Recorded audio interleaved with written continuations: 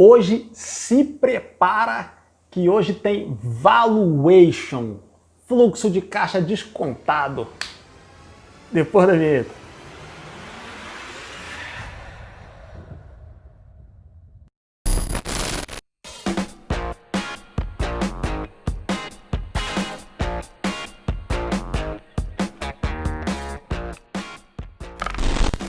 Fala pessoal, beleza? Eu sou Juan Lima e você está no Sacadas, o canal que te dá sacadas de investimento. Vocês devem estar estranhando hoje, né? Eu estou aqui numa mescla aqui de webcam com Excel, né? Mas tem uma boa justificativa, pessoal. Hoje nós vamos ver um modelo de Valuation DCF, ou o Discounted Cash Flow, fluxo de caixa descontado. É top, é a forma mais utilizada para chegar no preço justo de uma ação. Vocês vão ver que dá trabalho, mas eu vou tentar simplificar isso para não ficar aquele vídeo de 25 horas de duração e fazer com que vocês consigam aprender a calcular o teu valuation, né? Se você gosta desse tipo de conteúdo, pelo amor de Deus, dá muito trabalho fazer isso aqui. Ajuda o canal, se inscreve, deixa o seu like, compartilha o vídeo com seus amigos. Enfim, pessoal, a gente vem trazendo vários vídeos, muito conteúdo, preparando o conhecimento para chegar em vídeos como o de hoje. Vídeos onde nós conseguimos sintetizar várias dessas dicas, vários conhecimentos acumulados para chegar no preço justo de uma ação. É um conteúdo educacional, a gente vai utilizar uma empresa de energia elétrica, a ENGIE, para fazer o nosso valuation. É isso que nós vamos ver hoje e bora lá, bora pro conteúdo.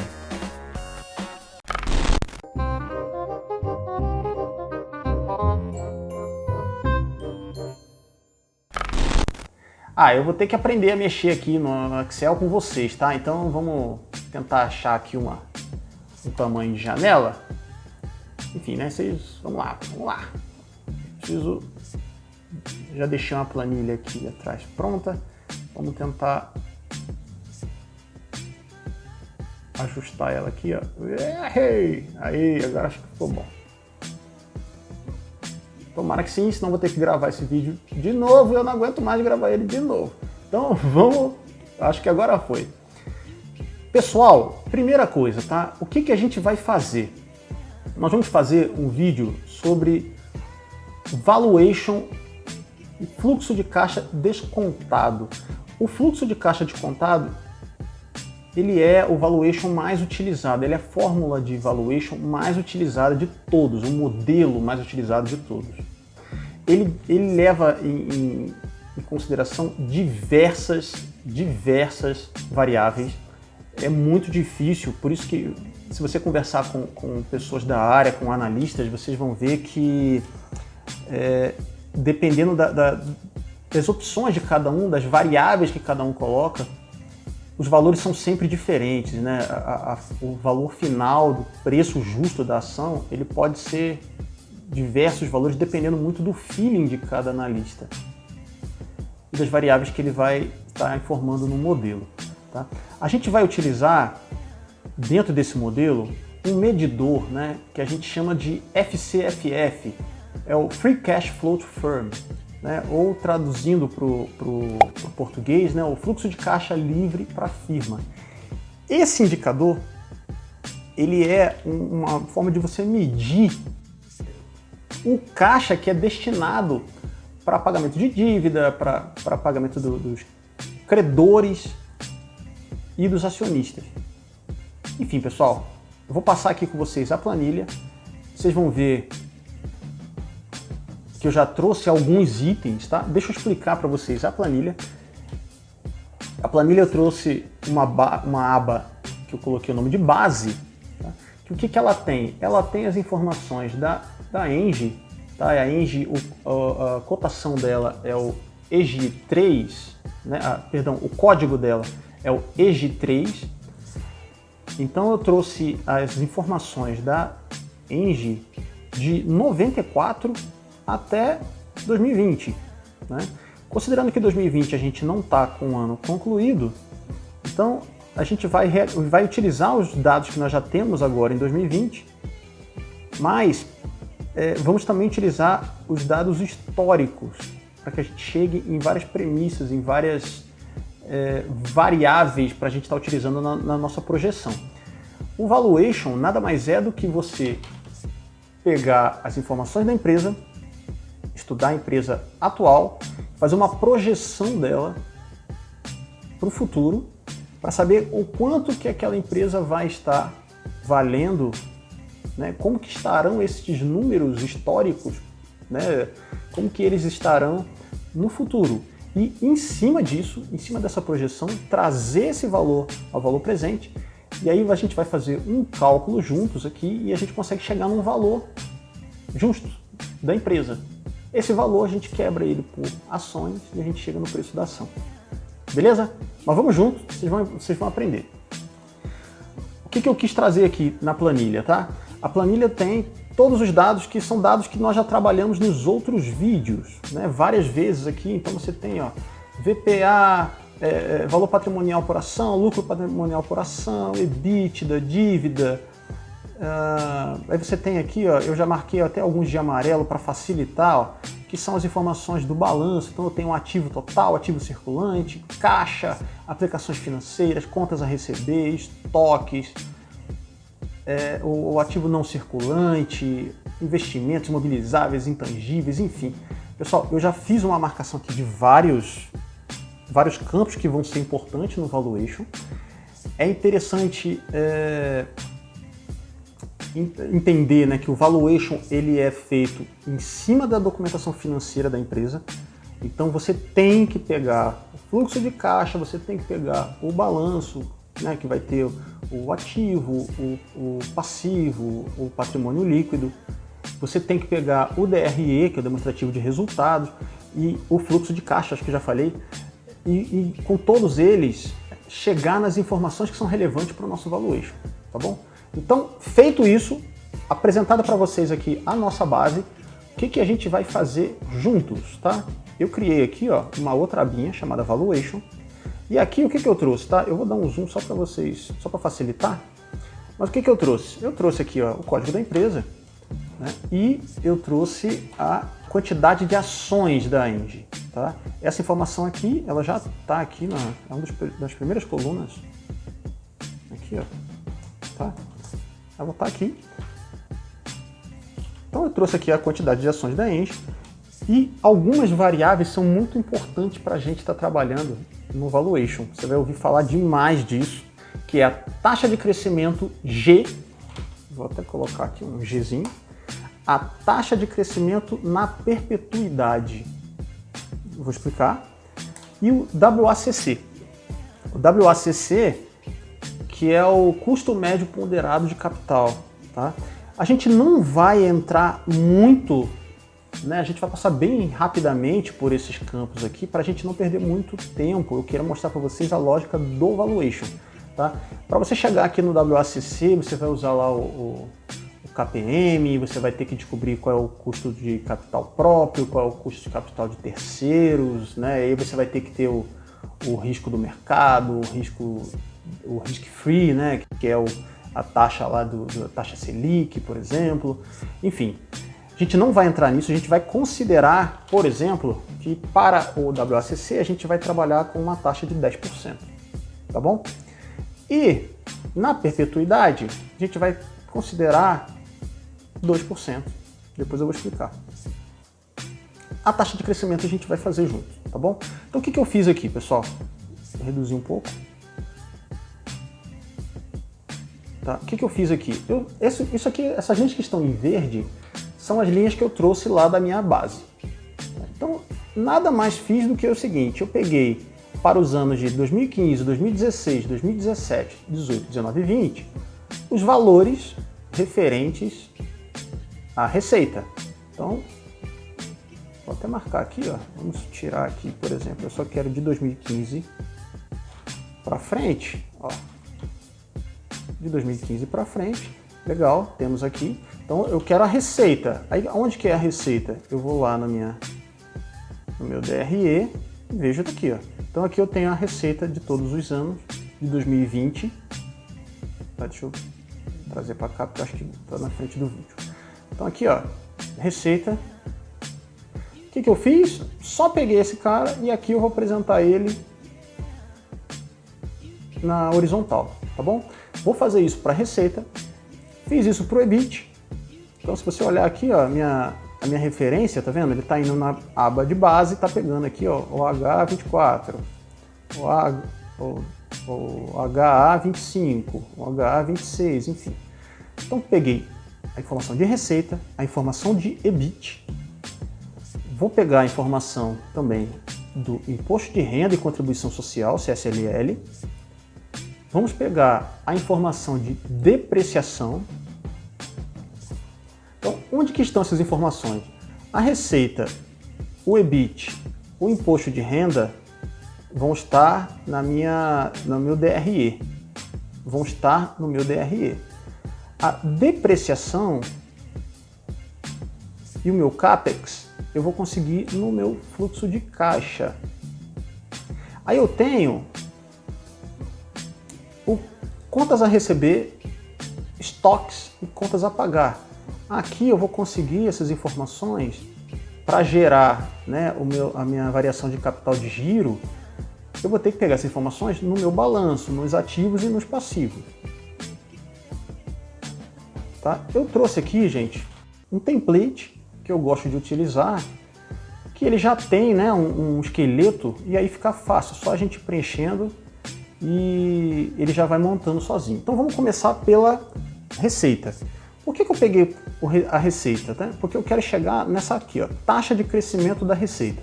Então como que eu vou calcular essa taxa de crescimento da receita? Eu vou considerar a minha última receita menos a receita do ano anterior sobre a receita do ano anterior. Então eu tenho aqui, ó, no caso de 2020, uma queda de receita em relação a 2019. Então aqui a gente está falando em milhares, né? Então vamos colocar aqui, ó, só para a gente ver. A gente está falando aqui de 9 bilhões 804 milhões. Tá? Foi de 9 bilhões para 8 bilhões. Então vou tirar só para ficar curtinho a tela. Foi de 9 bilhões para 8 bilhões, então caiu 13%. E a gente vai fazer isso para os anos anteriores. Então é só dar um Ctrl C, Ctrl V. Ó. 2015 vai dar um erro, né? Porque não tem o ano de 2014 para ele avaliar. Então a gente vai tirar esse cara aqui, tá bom?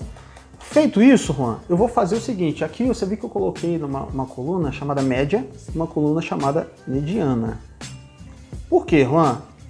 Porque, às vezes, se você for só na média, e a gente já estou colocando a fórmula aqui, tá?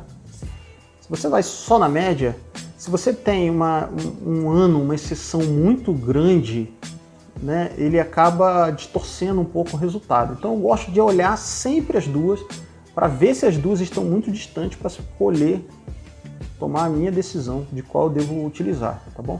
Então eu fiz aqui a média, e a mediana é uma fórmula muito parecida, é MED, né?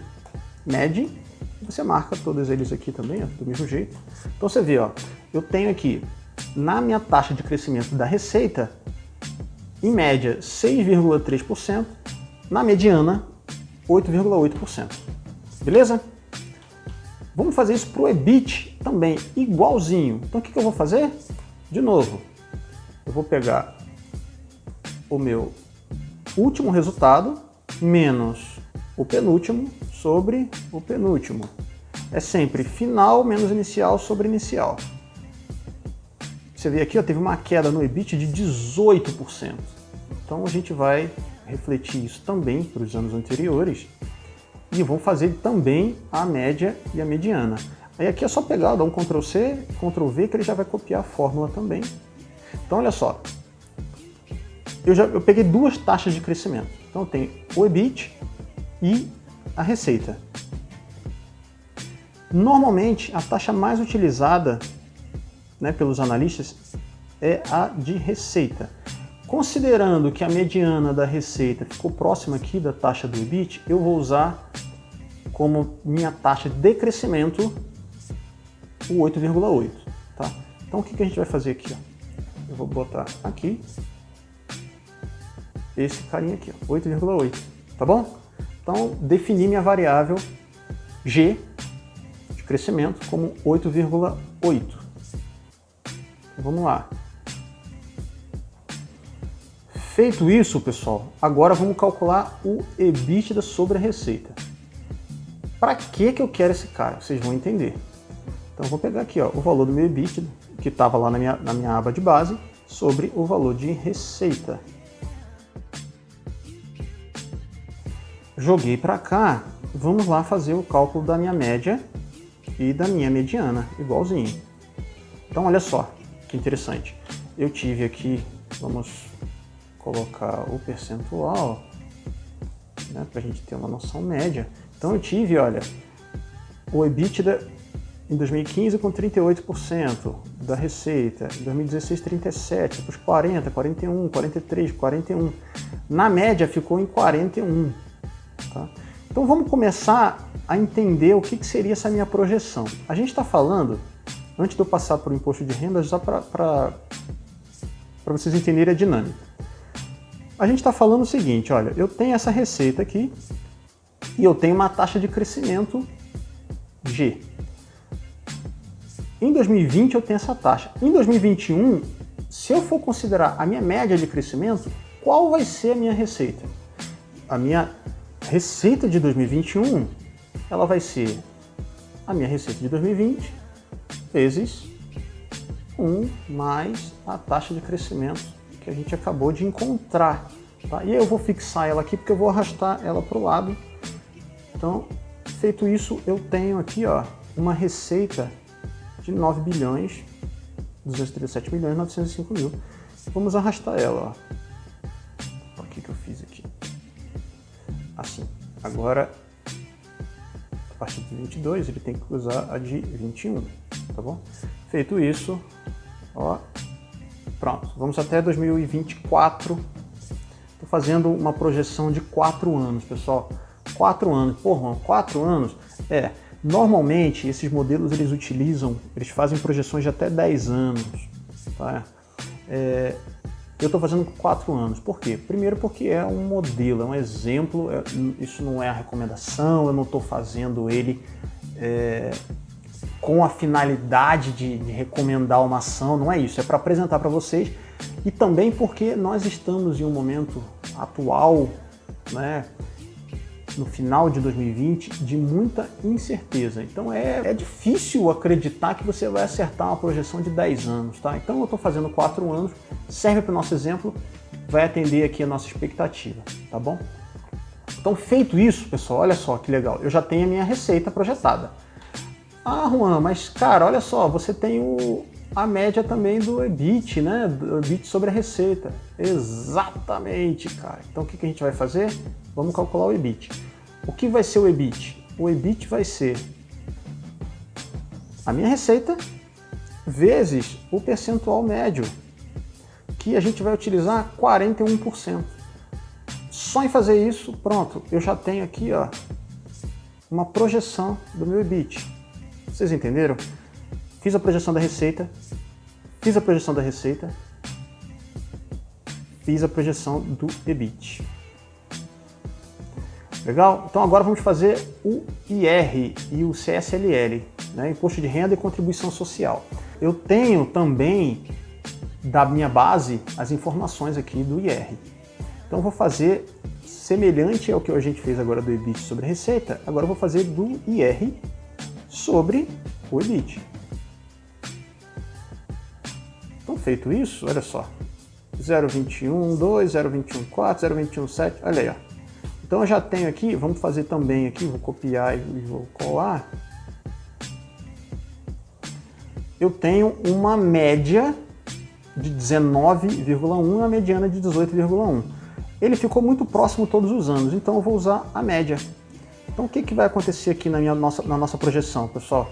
Vou fazer como a gente fez do EBIT, eu vou pegar agora o EBIT vezes a taxa que nós vamos utilizar como taxa média de imposto de renda e CSLL. Pronto, temos aqui a nossa projeção do imposto de renda do CSLL. Caramba, Juan, que loucura isso aí, cara. Precisa fazer isso tudo mesmo? Precisa, pessoal, precisa. A gente no nosso valuation, a gente precisa chegar em algumas variáveis principais, né, projetadas, para chegar no fluxo de caixa livre para a firma, lá o FCFF, tá bom? Então o NOPAT é uma delas. O que é o NOPAT? O NOPAT é o Net Operating Profit After Taxes, ou lucro operacional líquido depois dos impostos, após os impostos, tá? Além do NOPAT, a gente vai precisar da depreciação, a gente vai precisar do CAPEX e a gente vai precisar da variação de capital de giro. Por isso que a gente precisa levantar essas informações e projetar elas para frente. Então vamos lá. Aqui no NOPAT, o que ele é? Ele é o lucro depois dos impostos. Então ele é o EBIT menos os impostos. Como esse carinha aqui, a gente fez uma fórmula para ele, aí vamos copiar e colar aqui, ó. Como ele fez aqui, o que a gente vai fazer? A gente vai marcar ele de outra cor. Vou marcar ele de azul. Não sei se vai ficar bom esse azul aqui. É esse aqui mesmo. Vai ficar um azul, tá bom? Então, ó, só para vocês entenderem que esse carinha aqui, a gente chegou nele através de uma fórmula simples, né? E agora a gente vai passar esse cara para cá também. Então, na minha projeção, é a mesma coisa. É o lucro menos o imposto. Então, temos o NOPAT. Aí aqui, ele... Deixa eu tirar esse mal aqui. Pronto. Então, temos o NOPAT, tá bom? Agora, vamos na depreciação. A depreciação, também peguei... Vamos lá, só para a gente ver aqui, ó. Depreciação tá lá no meu caixa. Aqui, ó, logo no caixa operacional você tem a depreciação e amortização. Peguei essas informações, joguei para nossa aba de valuation.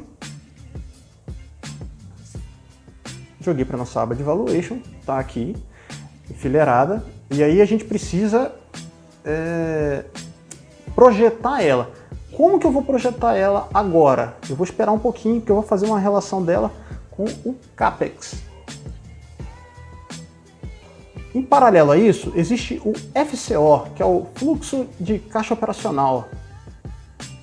Vamos colocar aqui, fluxo de caixa operacional. FCO. O que é o fluxo de caixa operacional? É o NOPAT, que a gente calculou, mais a depreciação. Então vamos fazer ele aqui também, ó. E aqui a gente consegue também fazer ele já no projetado. É esse carinha aqui, acho que ele vai...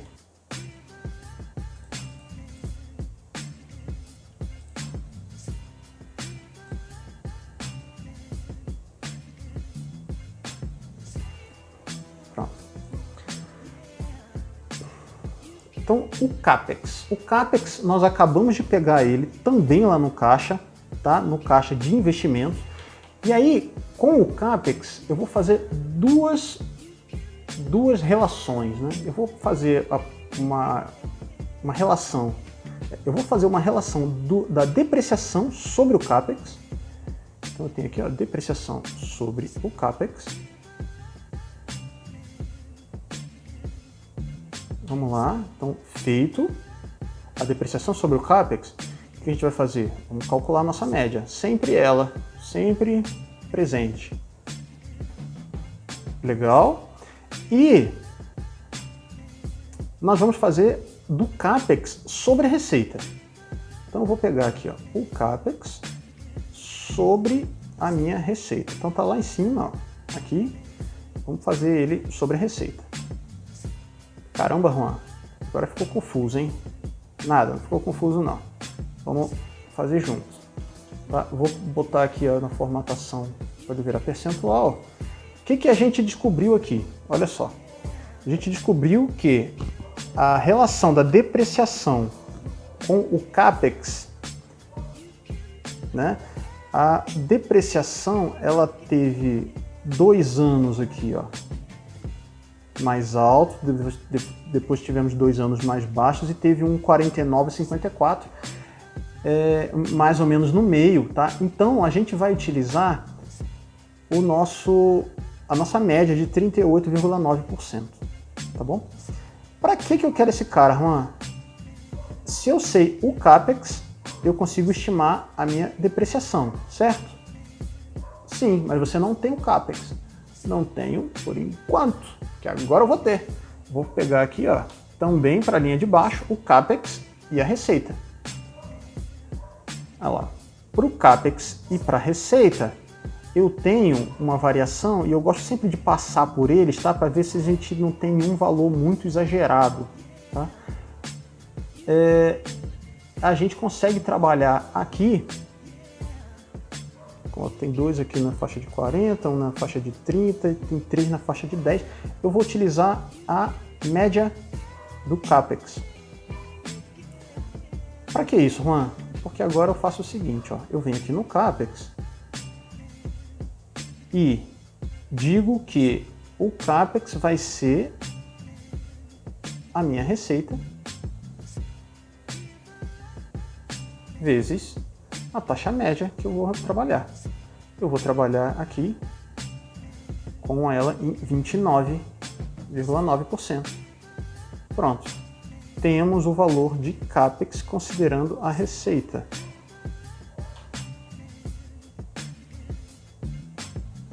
Fiz certo? Fiz certo. É isso aí. É isso aí. Pronto. Já temos o nosso CAPEX. Agora, com o nosso CAPEX, a gente chega na depreciação. Então, o que vai ser a depreciação? A depreciação, ela é esse percentual médio vezes o valor que a gente alcançou de CAPEX.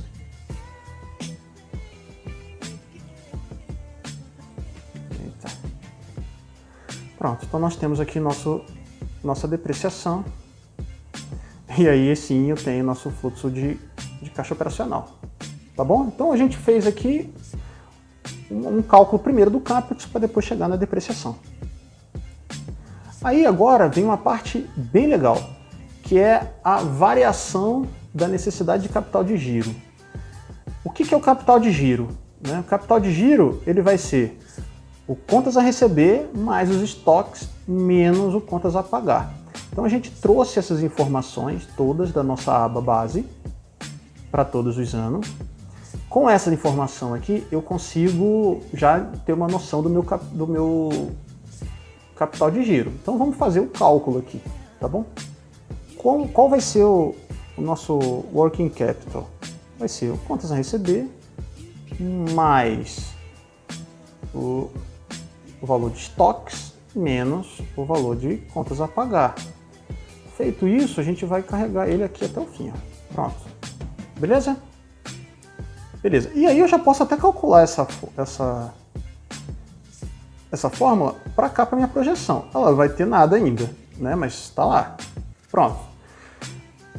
O que significa isso aqui, Juan? O meu ciclo, né, de vendas, de contas a receber, ciclo de estoque, de suprimentos, né, ciclo de contas a pagar e o ciclo financeiro. O que significa isso? Quando a gente pega o nosso valor, por exemplo, do contas a receber e divide ele pela nossa receita, tá? A gente pode, além disso, multiplicar ele por 365 dias. E aí a gente chega num número que é o seguinte, olha, eu tenho, em média, 52 dias dentro do meu ciclo de vendas. Vamos fazer isso para o estoque também. Como que funciona? Estoque sobre minha receita vezes 365. O que vai acontecer? 5 dias. O meu ciclo de pagamento, né, o tempo que eu normalmente demoro em dias para pagar os meus fornecedores, qual vai ser? É o meu contas a pagar sobre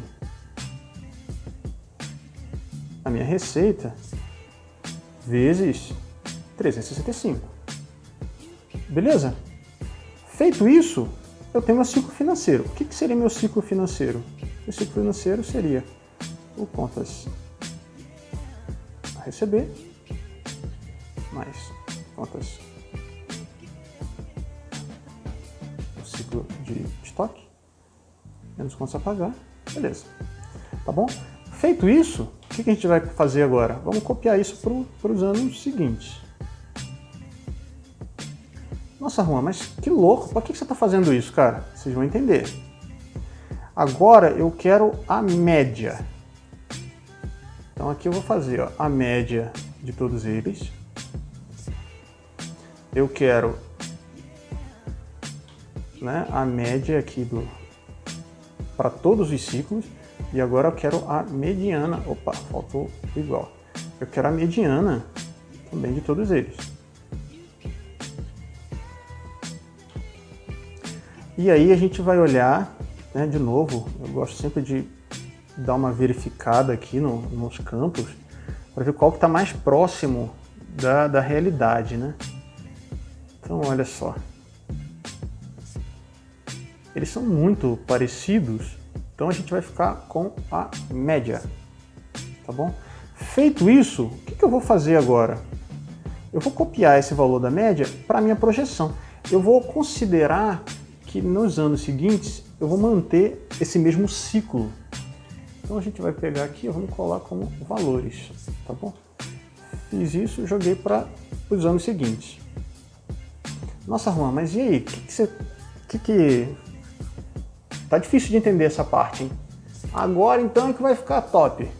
Você lembra que para chegar nesse número aqui, eu fiz uma divisão, por exemplo, do contas a receber sobre a receita e multipliquei por 365?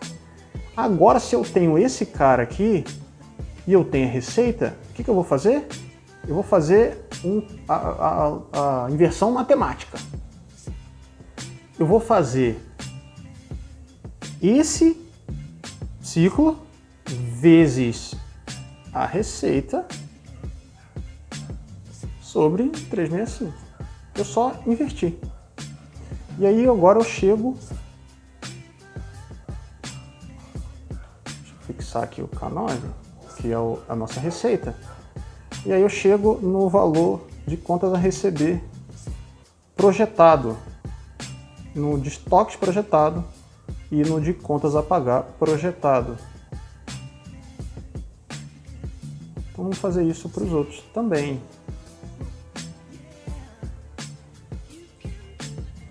Aqui deixa eu fazer assim. Isso. Eu vou para cá. Agora ele vai... Pegou a receita certinho, beleza. Esse cara vezes 365. Pronto. Então agora, pessoal, a gente conseguiu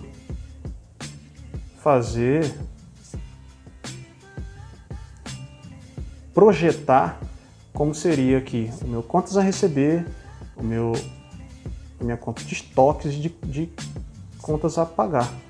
Com essa informação, lembra que a gente já tinha colocado aqui o nosso working capital? Então agora a gente consegue fazer a variação do working capital. Qual é a variação do working capital, Juan? A variação do working capital é a seguinte, ó. O que a gente teve de capital de giro agora, menos o que a gente teve do período passado. Pronto. Então nós temos... Esse aqui a gente não vai ter, tá? Aí eu posso pegar o desse primeiro aqui, ó, seria esse menos o nosso último de 2020.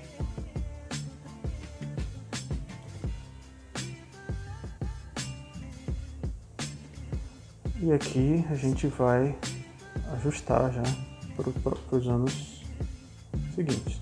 Então temos nossa variação de capital de giro também projetado. Agora, pessoal, a gente chegou na linha bonita do FCFF. O que é o nosso FCFF, Juan? nosso FCFF é o NOPAT mais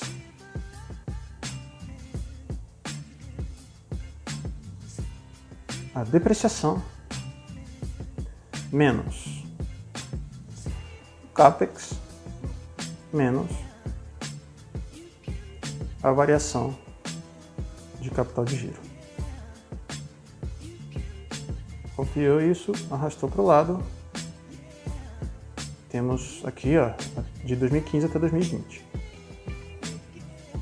E agora a gente vai copiar essa regrinha para os anos projetados. Temos o nosso Free Cash Flow to Firm para os anos projetados também. Então aqui, pessoal, a gente conseguiu fazer já boa parte do valuation. Agora a gente tem que trazer a valor presente. Como que a gente faz para trazer a valor presente? Então, para entender, eu consegui já, né, o Free Cash Flow to Firm projetado até 2024. Só que eu preciso trazer esse valor aos dias de hoje, 2020. Como que eu vou fazer? Eu vou colocar aqui o valor presente, o valor que eu encontrei sobre 1 mais o meu percentual do WACC, vou até fixar ele aqui, ó, elevado a 1. Você viu que eu coloquei aqui, ó, 1, 2, 3, 4? Para cada ano ele vai ter um valor diferente. Então, feito isso, nós temos o meu FCFF trazido a valor presente. Então vamos fazer isso para os seguintes. Como que vai ser? De novo, pega esse cara sobre 1 mais o meu WACC. E aí, lembrando, tá, pessoal? Eu não calculei o WACC, eu estou considerando uma taxa de trabalho de 10%. Fixar ele aqui. Elevado a 2. A gente consegue fazer isso para os seguintes. Então, eu tenho aqui, ó, para o terceiro, para o quarto. Ok? Muito legal. Então, temos também já o valor presente. Agora vai entrar a perpetuidade na história. Como que funciona a perpetuidade? Perpetuidade é o seguinte: vamos pegar o último período que foi projetado, então o último FCFF projetado, com ele eu vou fazer aqui, ó, a minha taxa de crescimento do longo prazo é essa mesma taxa aqui de crescimento da perpetuidade. Então vou colocar ele aqui, ó, 2%. Então, o que vai ser meu FCFF? Vai ser esse valor aqui, né, vezes 1 mais 2%. Temos aqui o meu FCFF considerando 2%, que seria a perpetuidade. Tá, mas o que é essa perpetuidade? Eu tenho que considerar que a empresa não vai morrer em 2024, ela vai para frente, ela vai continuar vários anos. Então, eu estou considerando que ela vai crescer 8,8% nos primeiros 4 anos, mas que depois ela vai ter um crescimento bem conservador aí de 2% por ano, tá bom? Então, vamos lá. Feito isso, a gente vai calcular o que a gente chama de valor terminal. O que é o valor terminal? O valor terminal vai ser esse valor que nós encontramos sobre o meu WACC menos a minha taxa de crescimento na perpetuidade. Então, chegamos num valor terminal bem grande, né? A gente está falando aqui de 14 bilhões. Vamos trazer o 14 bilhões a valor presente. Como seria isso, Juan? Seria pegar ele sobre 1 mais o nosso WACC, fazer o mesmo cálculo que nós fizemos para trazer o valor presente da linha de 21, 22, 23 e 24. Agora vamos trazer o valor inteiro, terminal, elevado ao último período que nós estamos utilizando, que é o 4. Pronto, então nós temos aqui o nosso valor presente do valor terminal. Qual é o valor presente dos anos projetados? Esse é simples, esse a gente soma aqui, ó. Vamos botar aqui embaixo mesmo. Aqui, ó. Vamos fazer uma soma dos valores que nós pegamos antes, ó.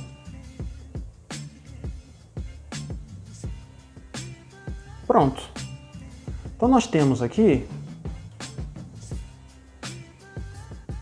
10 bilhões do valor presente do valor terminal, 5 bilhões do valor presente dos 4 anos que nós projetamos. Total da empresa, 15 bilhões.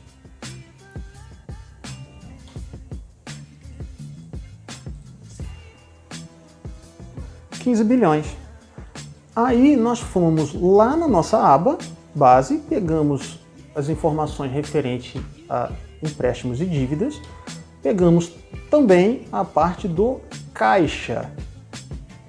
Aqui, ó, você tem empréstimos e dívidas, lá no nosso passivo, e você tem aqui, ó, as informações de... Oh, perdão, aqui, ó. As nossas informações de empréstimos, e você tem as informações de caixa.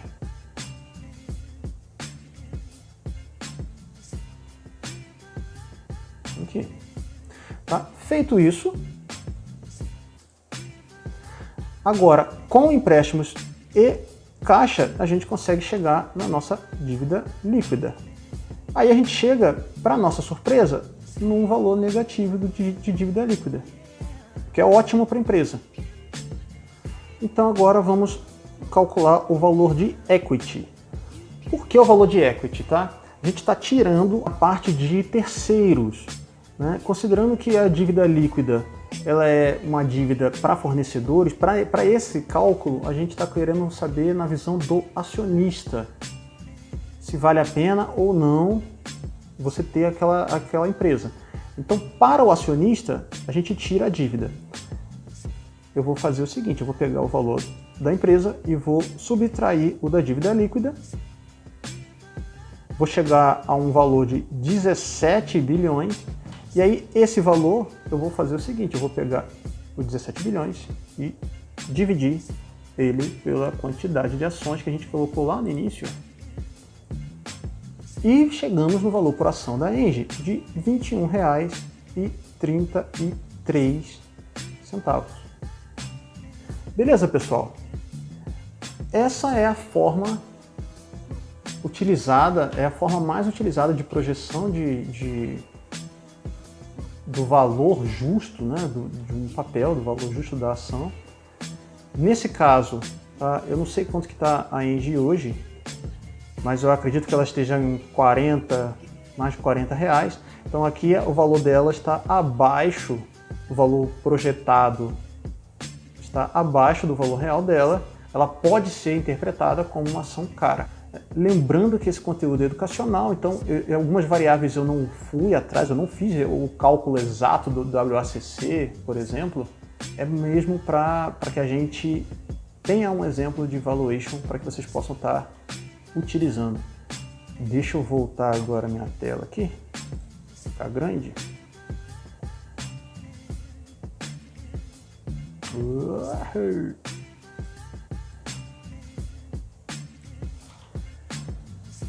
É isso, pessoal. Espero que vocês tenham gostado.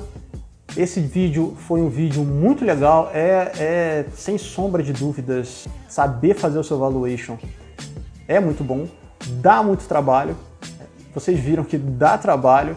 Eu fiz de forma rápida. Existem N outros fatores a ser considerados quando a gente está fazendo o valuation. Enfim, espero que vocês tenham gostado e até o próximo vídeo. Ah, não esquece, se inscreve no canal, dá o seu like, beleza? Falou!